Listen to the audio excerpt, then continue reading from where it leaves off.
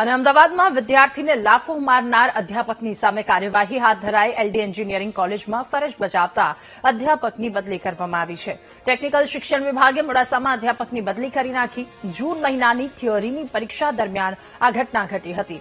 યુનિવર્સિટીમાં પરીક્ષા ઉત્તરવહી મોડી આપનાર વિદ્યાર્થીને લાફો માર્યો હતો, તો સમગ્ર મામલે વિદ્યાર્થીએ ફરિયાદ પણ કરી.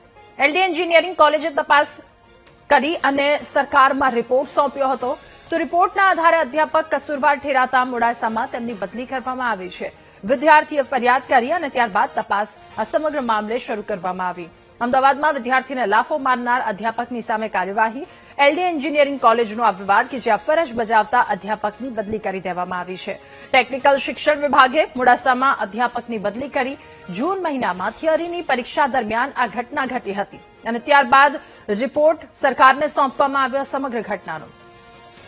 વધુ માહિતી મેળવીશું. સંવાદદાતા શુભમ આપણી સાથે ફોનલાઈન પર જોડાયા છે.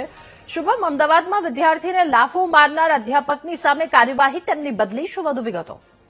ચોક્કસ અમદાવાદની એલડી એન્જિનિયરિંગ કોલેજમાં ગત જૂન મહિનાની અંદર જે પરીક્ષા હતી, પરીક્ષા દરમિયાન વિદ્યાર્થીએ જે સબ્જેક્ટ છે તે મોડી આપી હતી અને તેને કારણે ડીએસ પટેલ નામના જે અધ્યાપક છે તેણે વિદ્યાર્થીને લાફો મારી દીધો હતો. સમગ્ર ઘટનાનો સીસીટીવી ફૂટેજ પણ છે તે વાયરલ થયા હતા.